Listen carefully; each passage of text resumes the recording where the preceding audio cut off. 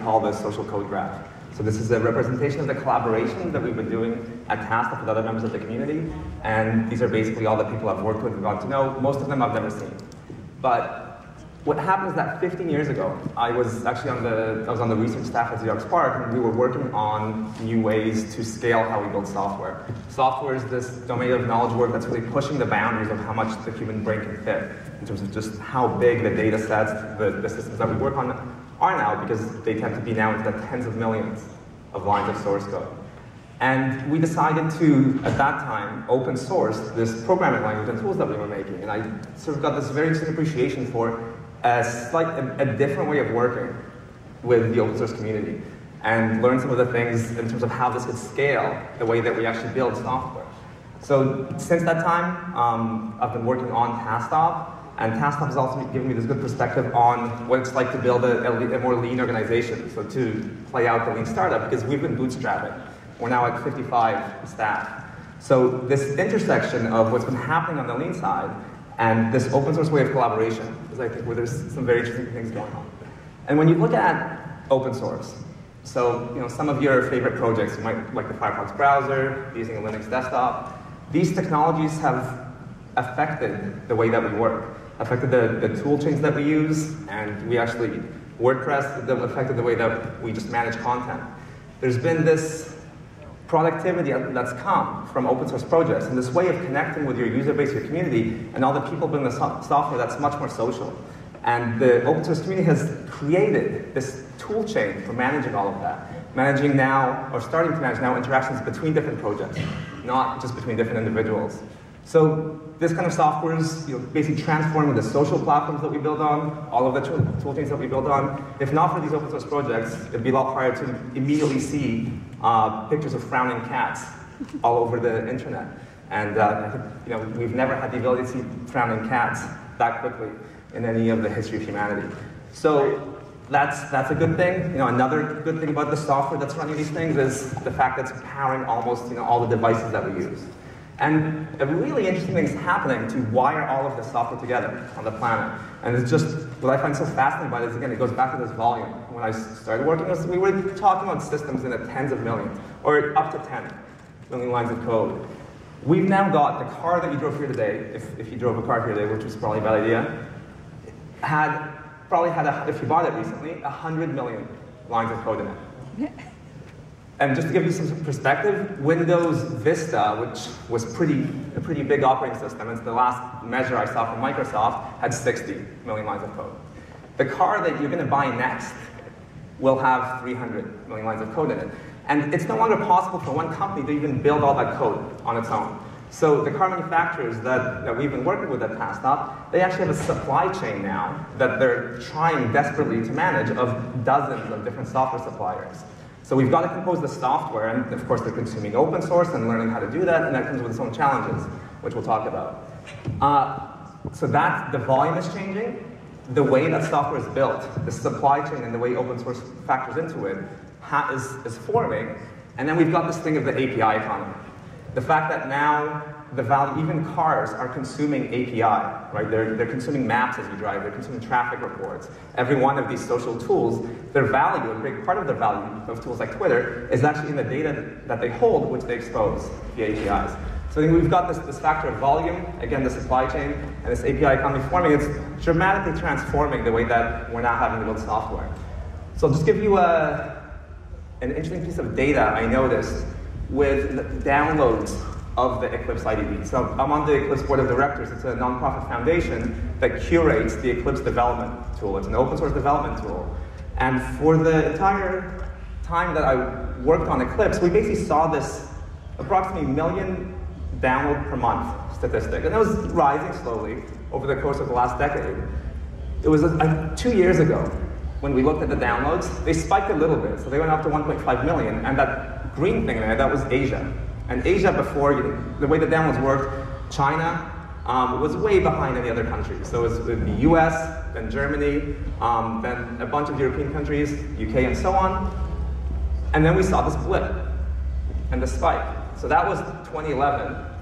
In 2012, China was second. Germany was after Vietnam. And now, I don't have the graph of the latest numbers, but we're actually at the point now we're trying this first. So these mobile tools, the Android development tools, where Eclipse is popular. It's getting popular for building those sorts of tools. Because there's an open source tool chain, has changed the places that the software is being built, is being constructed. We're now at the stage in terms of where software is in the economy, where our workforce in the US, is growing and has been growing linearly. There's more that we can do to access better workforce. If we actually bring more diversity into our workplaces, we educate people who currently don't have enough access to technology, we will move the needle some and we'll do great things. We won't double the workforce. Mark Andreessen 2 years ago stated that software is eating the world. And if you've not read this article, it's a very interesting read, which makes it feel like there's this volume of software that's increasing that's not growing linearly. It feels like it's growing a lot more exponentially when your car goes from 100 to 300 million lines of code. And when all these devices get all these sensors, and they all have to be networked and connected with APIs and the like. So we've now got this interesting problem, which is that we don't have enough people to build the software. We have to think about how we're going to scale software delivery. And rental prices in San Francisco basically follow what looks like that upper curve as well. We just can't keep scaling with that approach. So I'll just take a look back now at how we've dealt with scaling production over the course of the last century.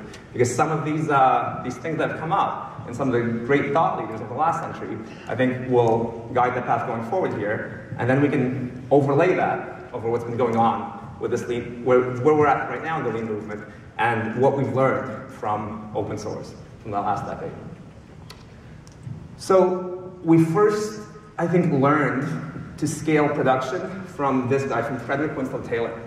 So this is at the end of the 19th century. He was the father of scientific management. He was himself a lathe worker to start. So, and he was also a foreman, and he noticed there was this discrepancy in people's productivity and how they worked, and he started measuring things. And things had not quite been measured. This is why he called it scientific management.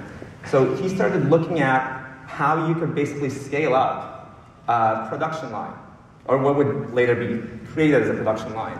And this was called Taylorism.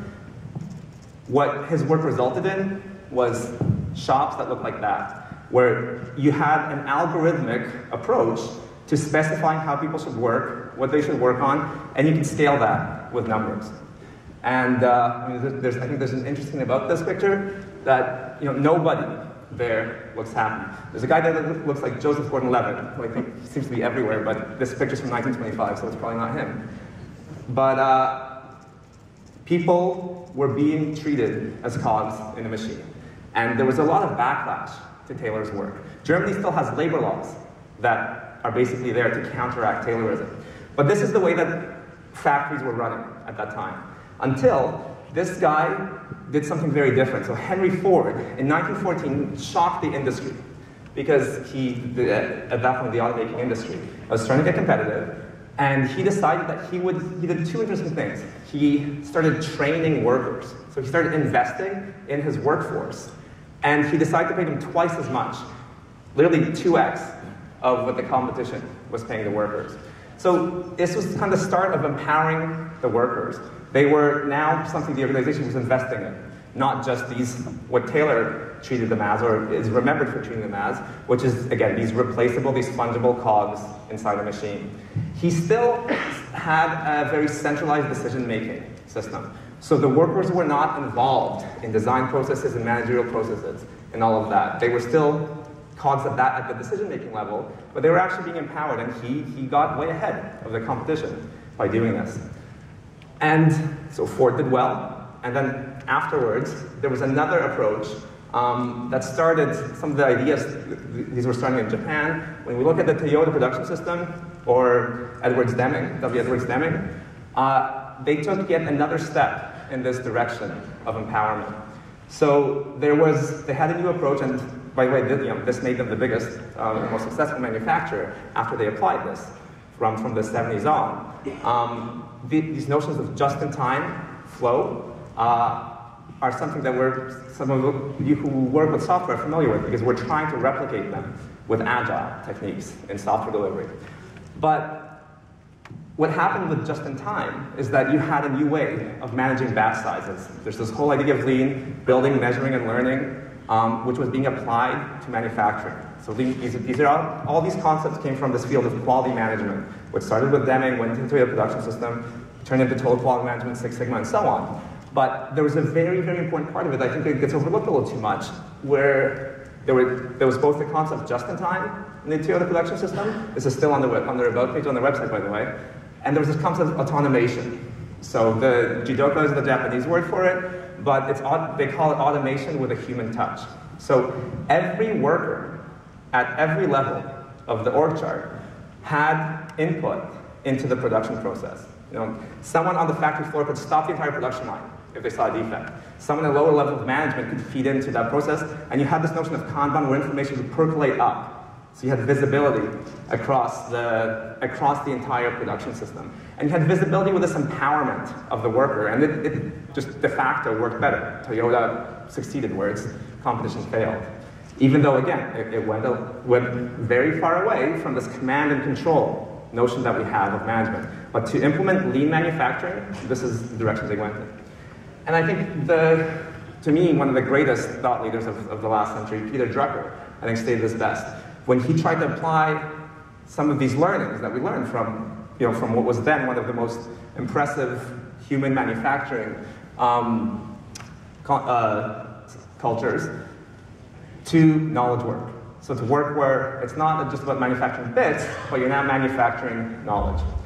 And Peter Drucker said, so first of all, he defined a knowledge worker in this interesting way. Knowledge worker was someone, and this is his specific definition of it, was someone who knows more about their job than anyone else in the organization. And he thought knowledge workers would be empowered because they would actually become very mobile. You had to start treating them like volunteers. You had to work with them in a different way because of how much, again, so the leaves of the organization, how much impact that they would have. So Drucker made us think about the tasks that basically compose knowledge work and imposing on the knowledge worker themselves their own responsibility for their own productivity. So again, moving from that command and control down into managerial culture, which again aligned very well with what was happening in the Toyota production systems.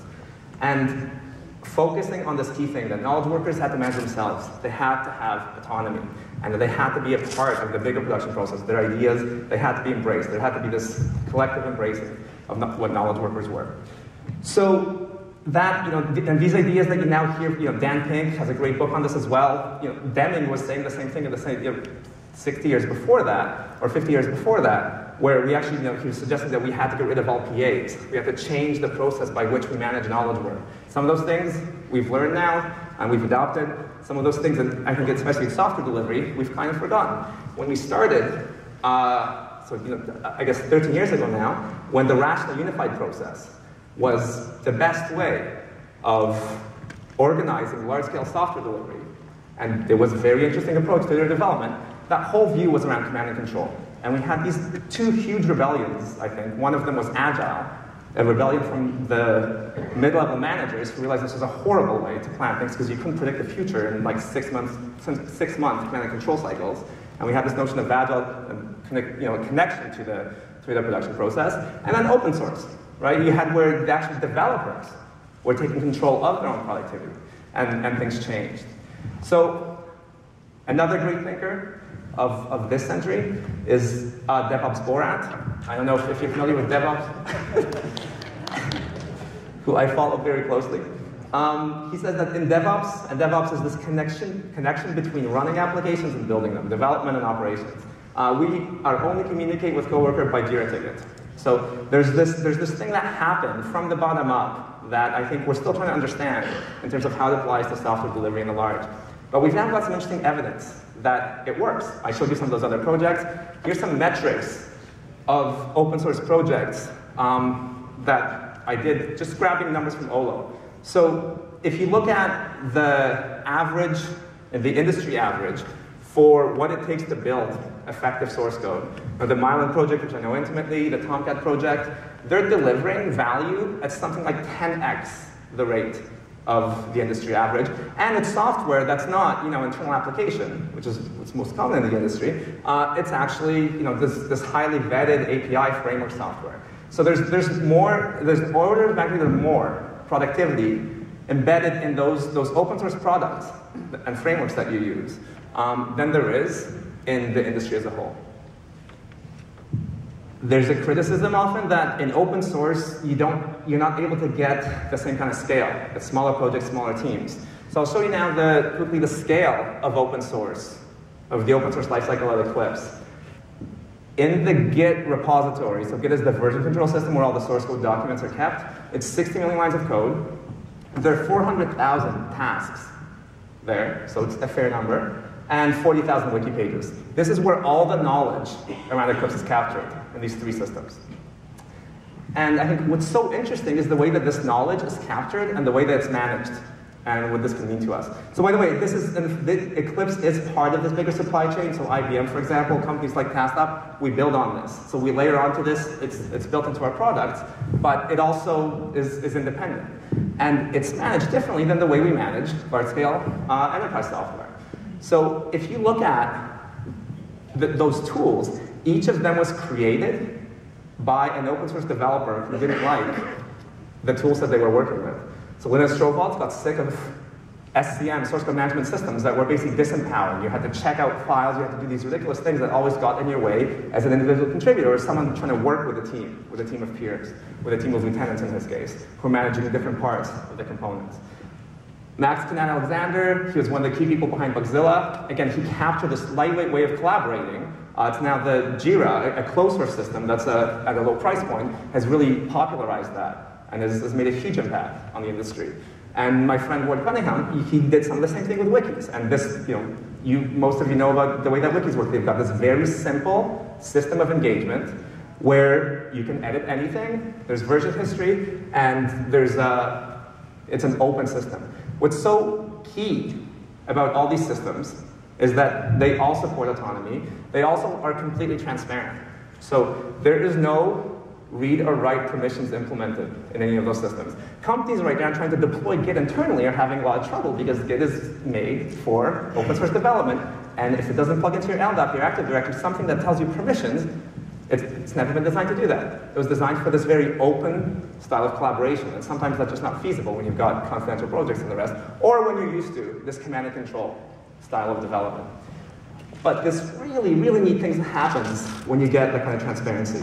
So this is just a visualization of the source code history on Mylan. So this is developers committing code. So they're just changing code files.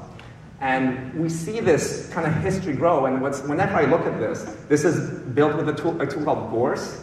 I can basically see the knowledge around the project evolving and growing, and in this completely open way, because people have access. They can change any of the code that they want. Whenever you have this level of transparency, you have to have some kind of system for managing it, especially at very large scales, and the system that we have at Eclipse is called meritocracy. The more you contribute, the more power that you have to contribute elsewhere. And you actually see this, it starts out as a very unstable source base. It's a more and more stable source base forming of all these APIs, people contributing it, the core gets more stable, the leaves is where it evolves, and so on. But we now have this, basically, anyone can come into this knowledge base, because it's all externalized, it's all transparent, and start making changes of their own, people that we didn't know. So what happened on Mylan is a little different than the other Eclipse projects, because we put so much emphasis on this aspect of software delivery, is that 1/7 of the contributions to the project were made by people who were not committers, who did not have initially right access to the code. They just gave us the changes. We made it very easy to contribute to the projects. Those people then became committers. Some of them were just casual contributors. When you have this kind of opened up system, this very, very interesting self-organization happens, because none of this was planned out ahead of time. And I'll actually go back and show you how it started as this experiment, but then grew into this thing that is now the foundation of our company. So, two things. You have to have this autonomy, and you have to have this transparency. And I think a lot of the discussion on open source and how to bring open collaboration into the enterprise, it misses this third point, which open source just does not get right, or it's not been designed to do. The open source, you've got this direct channel of communication to your user base, because they're using your product and they're probably making changes to it. They're using the same tool. It's this basically very it's diverse in the sense that anyone on the planet can contribute to it. I have no idea what race or nationality you usually find out from the domain name sometimes, but you just don't know who you're working with.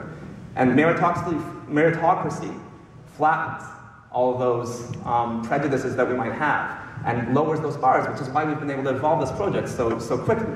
Because the more you contribute, the more power that you have on it, the more influence that you have on it. But, so it's got that diversity, right? But it doesn't have diversity in terms of the different disciplines that make up software. It's all been made by developers for developers. The thing that I would love about working on Mylan is that I would write 10,000 lines of code in 48 hours, and I felt like that guy at the end of it, or like Neo, I mean. So you get this developer culture that's embedded in those tools, and this kind of geek culture that works for that. But that's not enough to build some of the software that we have today. Like some people who like to live on the command prompt, they might not have the best design aesthetic, but they might also not think that well of designers. But designers need to be involved in the process, in this creative process. Designers might not think that well of what developers spend their time doing either. So we somehow, in open source, we've not implemented this kind of support for this kind of diversity. It's just been this tooling made by developers for developers. And designers might think themselves much cooler than developers as well. And then you've got managers in the loop, of course, where developers might think of managers as lazy, and managers, it'd be awfully nice if we could scale our production just by adding 100 new developers and not care about how they feel about it and just build us some great new apps. So we've got this fundamental diversity that open source has not addressed at all. When you've got a different help desk system, you've got a different system where requirements are being brainstormed and discussed.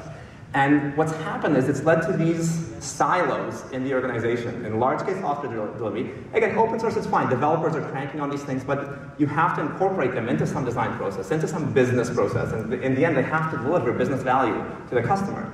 In open source, it's just one set of people doing that with some very limited requirements. For us to scale how we build software in the world and how the software manufacturing process, we have to take a close look at what's going on there. What's happened to date is that there's been a ton of disruption in that developer silo. So you've got all these new kinds of tools that, again, came from developers creating tools for developers and have transformed the way that we, again, the way that we work, the way that we capture knowledge. In that project management silo, it's a different set of tools. So the Agile tools, like the Rallies, version 1, ThoughtWorks, the IBM tools for Agile, IBM Rational tools, they're not the same kind of tools as developers. The developer tools are very lightweight. They're just meant there to capture some lightweight issue tracking and just get out of developers' way. That's why they're so popular. That's not what you want when you need to plan a release and actually deliver some business value and understand competition and evolve things over time. So the tools in that left side are different. The test tools, they're so different they haven't even changed for 20 years. Or a bunch of them haven't. The web testing tools have, but tools like HP's Quality Center still has over 40% of the market in that area. And it still works really well for that kind of traditional testing, which works at a different cadence, at a different iteration, set of iterations often than does development. Again, business analysts, they're getting a whole new set of web-based tools now where they can do wireframing, they can do balsamic mockups, and so on. And we're just trying to understand the kind of tools that operations need to connect up to all this. But what's interesting is these are completely separate tools that are further reinforcing these cultural and organizational silos. It's like the people on the left are using Google+, the people in the middle are using Facebook, and there's no way for them to talk to each other other than over IM or email. They can't share knowledge in an effective way. So, DevOps Borat thinks we can just solve this by putting NDAs in place between all the silos, which is one approach. But it's effectively what's happened. And if we look at, this is the application lifecycle diagram. It's a little hard to see, but it's got a bunch of red M's in it. And for a large company, a Fortune 50 company, these companies always come to us and say, here's what I've got, what the hell do I do? Because it's just this disaster of how you connect these silos, and the connectivity between the silos is those red M's, and the red M stands for manual process. So the same benefit that we enjoy when we're actually communicating with our friends on Facebook or pinging people on LinkedIn, we just don't have for software delivery. Open source developers have it for themselves because they're in their own little developer silo. We don't have it across this life cycle. And what I realized with this Mylan experiment taking hold was that we just needed we needed a new abstraction to connect all this stuff up. because we have all this data locked in these silos, and it's stuck. So I went back after my initial time working on the on open source projects and looked at where we were really. I just studied developers. I went into my PhD thesis and just made this monitoring software and monitored a bunch of open source developers and a bunch of developers working at IBM in Toronto to see what was going on, how they were working, how their coding activity. Because in the end, we were just developed. Like, you feel productive as a developer when you get the code, and when you're doing other stuff, it's it just feels like manual work that's annoying and in your way and distracting. So I looked at how they were actually approaching their work, how they were structuring their day, how basically the communication aspect and the feedback loops of open source that have to do, or of coding, overlap with the coding activities. So the creation of files with collaboration. And what I started experimenting with Mylan, which was becoming an open source tool. So this was kind of happening in the open, where people were getting interested in it, and made this model where it ended up being based on these different kinds of memory that we have when we're navigating information. Because again, the core problem is it's pretty painful when in my Eclipse IDE, there's now 12 million lines of code there to navigate. It's just hard to do. And our memory gets completely overloaded by this. So we have we have a few different kinds of memory. We have two kinds of declarative memory. And declarative memory is stuff that we remember over time. It's a long-term memory, not a short-term memory. We have semantic memory, and in 1972, I think, Edwin Tulving, who was a scientist in Toronto, discovered this other kind of memory that we have called episodic memory. And they're very different. Semantic memory is an understanding of facts. And Edwin Tulving met a gentleman who had semantic memory, and this takes reinforcement learning, like memorizing Wikipedia, the Wikipedia page on lean manufacturing, that reinforces your semantic memory. It's really slow. It uses your neocortex, which is a newer part of your brain, and there's a lot of wiring there, so it's slower. Episodic memory, and the way that we've approached connecting anything is based around this notion of semantic memory. That's how programming languages, that's how software people tend to think, is decomposing things into architectures of information, into taxonomies, and so on. Episodic memory is different. It's our personal history of basically our navigation through time. And it's one-shot learning. It actually doesn't require reinforcement. So if I remind you of an interesting event, like the first time that you held a smartphone or your iPhone, if it was an interesting event in your life, you'll instantly remember it and start thinking about opening that box, or start thinking about the first apps that you played with. Or if you're not that into back into technology, your first kiss or something of that sort. It's an instant that you get taken back to that moment. Your life is indexed, basically, with this episodic memory, and then you bring in the context, the relevant semantics. Edwin Tulving, actually, he studied a guy who lost his episodic memory. So he had no problem memorizing facts or remembering all sorts of things that we normally associate with memory. He had no idea how he got where he was, because it had been destroyed in a car accident. So it actually is, that's how verified this as a separate memory system. So I started looking at, could we index the way that we navigate this crazy information space now, and all these collaborations and distractions and disruptions that we have with something other than these tools that we've all built around semantic memory. And that's where, the kind of, where the epiphany around this ended up, was that if we could make, and this actually came from being in that Toronto lab, I remember staying up all night when I realized this, if we could somehow chunk the way that developers work around some unit of work, not around just all the semantics, not around the whole system, not around the design, not around the definition of all these requirements, maybe we can make a better way of navigating and managing this space, and maybe we could capture collaborations on something different.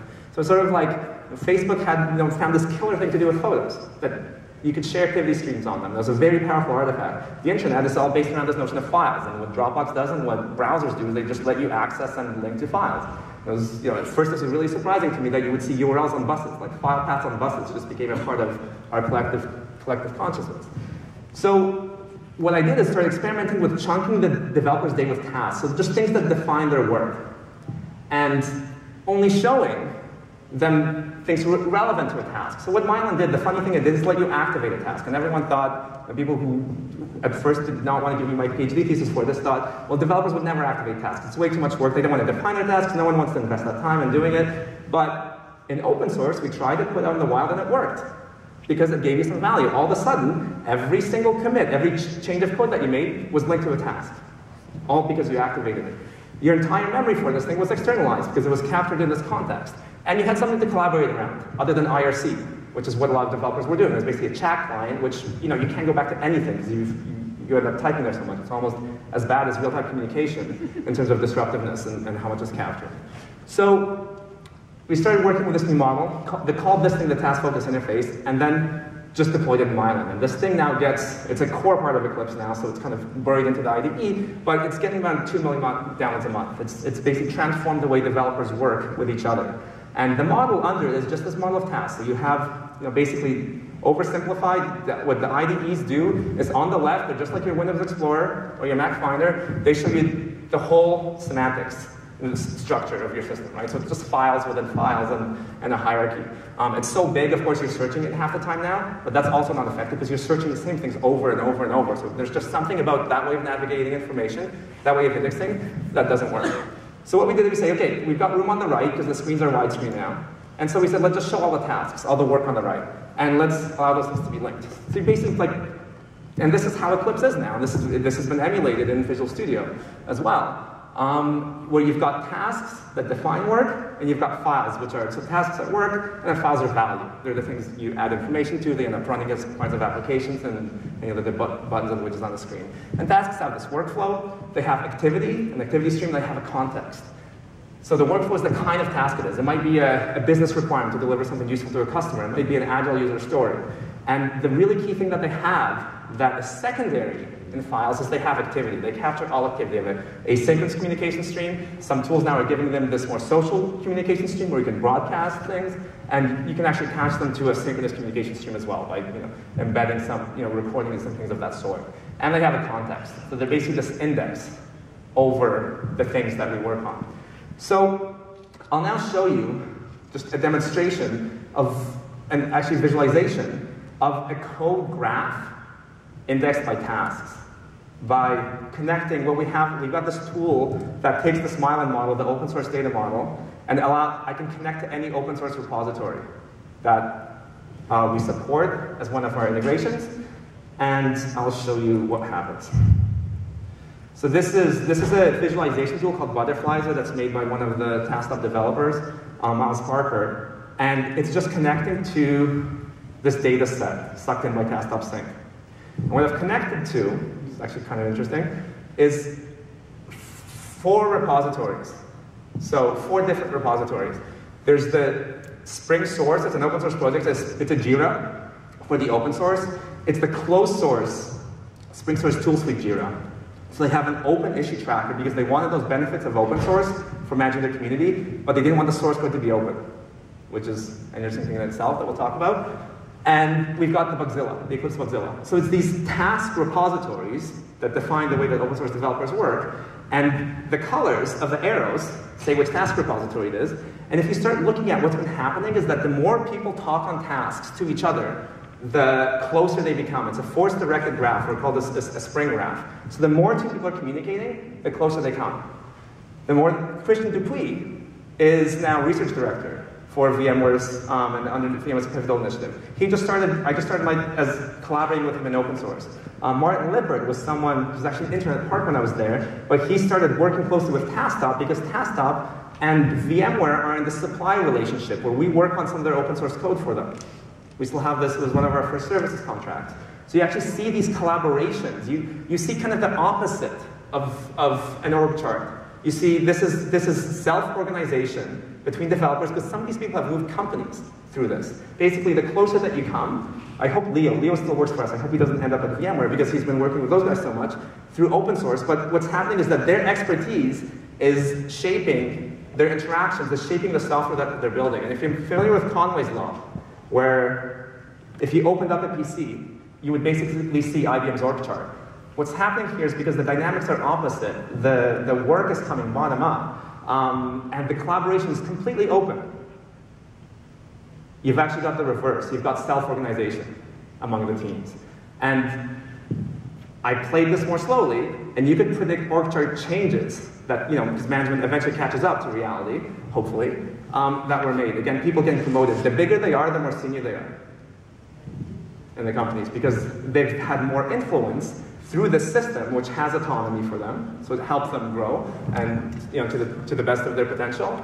And where they have influence, and they start leading teams and having more and more influence over either architecture on the leadership and the management side. So it's I now think there's sort of 3 things that you need to get this into your company. And to get this, I think what we're seeing here is actually already the future of open source. The future of open source is not just one vendor's. It actually needs you get this autonomy, this transparency. You need to connect these things up together. You need to have that diversity, both across some kind of supply chain, because we saw multiple open source projects there that basically form just a purely open source supply chain, and across this diversity. And we can actually do it. It works to do it by connecting things up with this abstraction, this simple abstraction that we want to keep the word short, so we call tasks. Those are stories, defects, requirements, cases, help tickets, and so on, or epics. And the way I sort of look at it now is that we've actually, so the way that the Toyota production system stated that you should look at systemizing lean delivery is to look at 3 things. You need to have your philosophical underpinnings, like you want to make the world a much better place for everyone by building great software. You want to deliver value to your customers and do those sorts of things. So your philosophical underpinnings, which are not on this chart, but which you see more positive. Then you've got your managerial culture that you have to change, and then you've got the technical tools.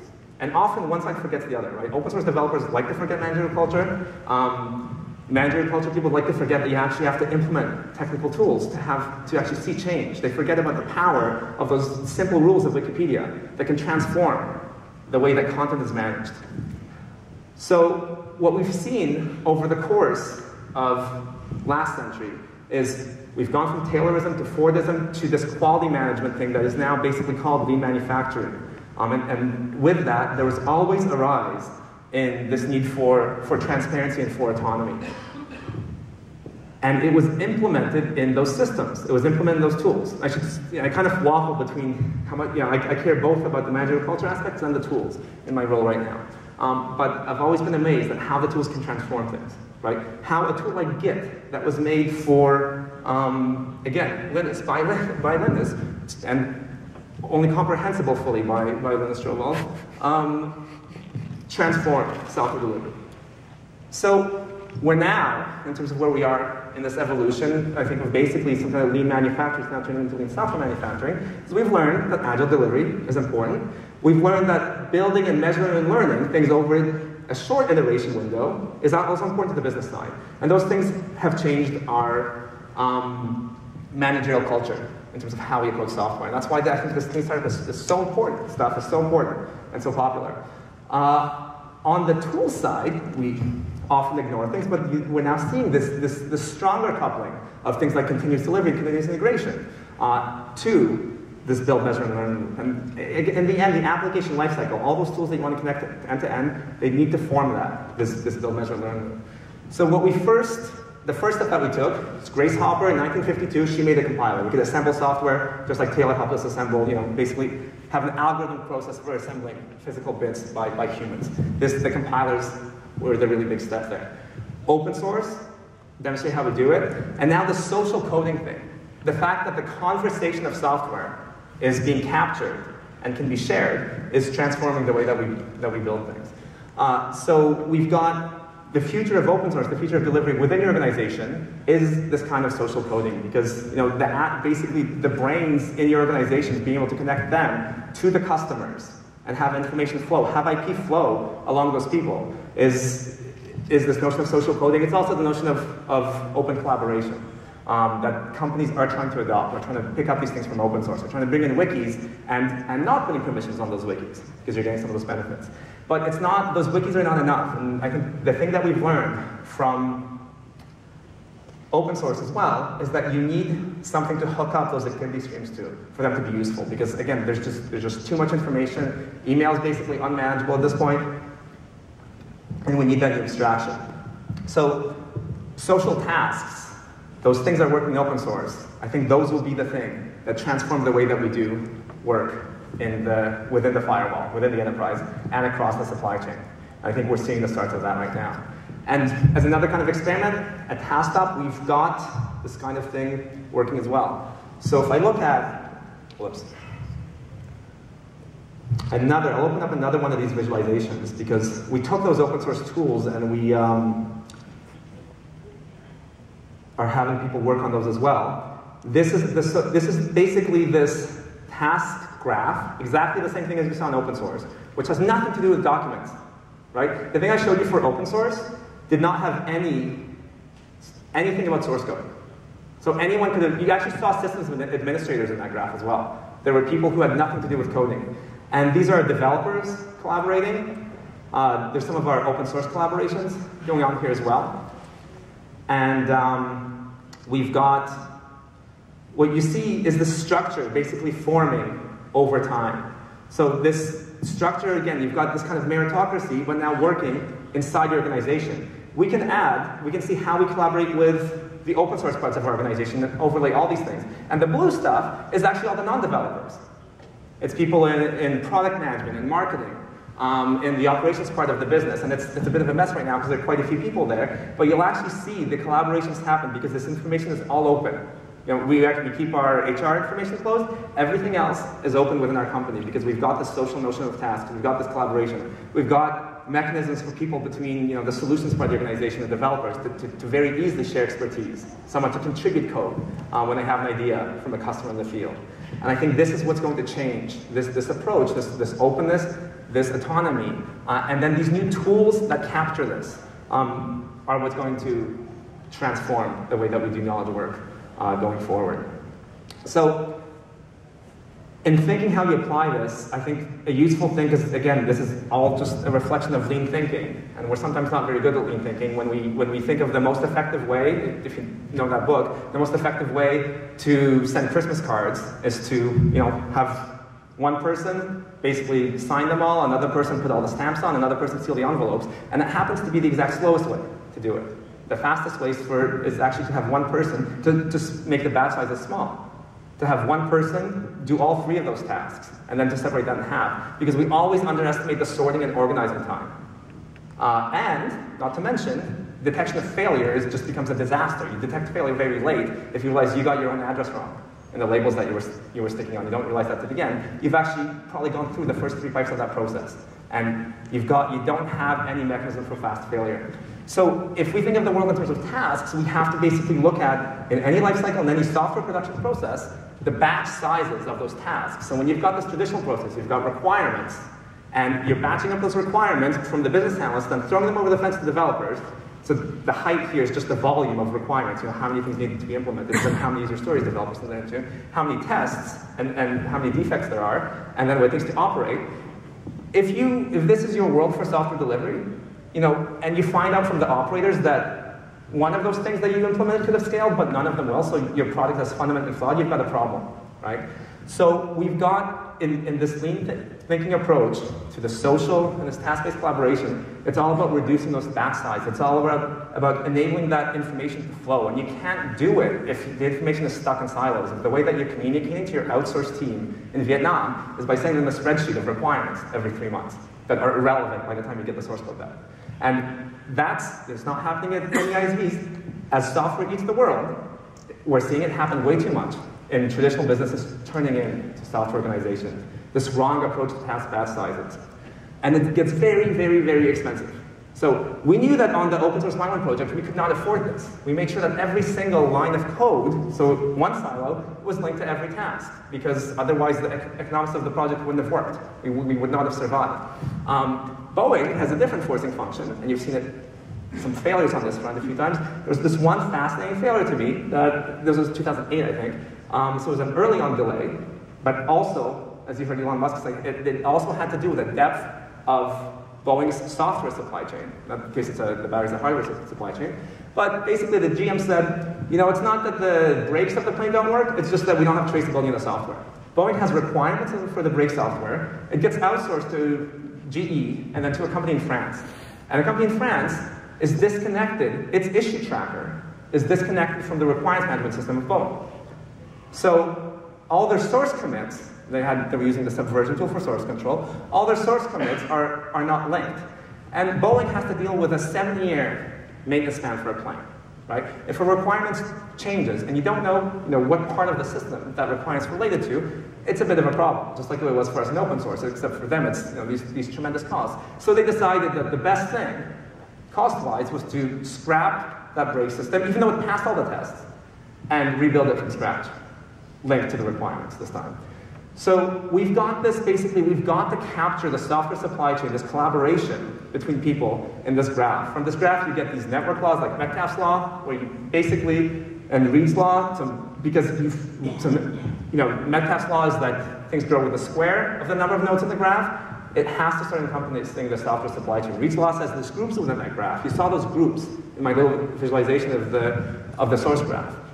And then Borat says that if you're spending all your time attending conferences, you're not part of this graph anyway. So. One really, really important thing before I wrap up about this graph is this. I love this map. This speaks to the API economy. This is the Web 2.0 points of control map that the Web 2.0 Summit produces every year. And you actually see that the way that these systems of record for artifacts, like Twitter streams and Facebook's photos and all of these other things, in the social network part of the graph, they're completely segregated, right? There's competitive reasons why these organizations don't want to provide access to what's stored on them. And if this happens in software, we're completely hosed. Because we've got 7, 8 different systems of record within one organization. If we don't make them talk to each other, we will be stuck in those silos forever, and we will never incorporate our supply chain in any kind of real-time information flow. And for us to get to this software ecosystem, where we're not just consuming snapshots of open source, but we're actually collaborating, where IP is flowing between open source projects and organizations, and the whole point of open source is this sharing of information for the right people to build on and contribute to, and then for you to derive value from. We will not get to this next stage. Think of our effectiveness, our ability to do knowledge work and deliver software, which will be this connected software ecosystem. So, in terms of, I think, where we all fit into this, if you're a maker, just embracing your role is getting pretty important in this whole production system, because you're shaping the organization. You're involved in this self-organizing process, and more, this information is going to flow up in these feedback loops. You'll be part of a better and better feedback loop. If you're a manager, supporting this notion of autonomy, transparency, even though it's sometimes not second nature and command and control seem more convenient, it just works better in the end.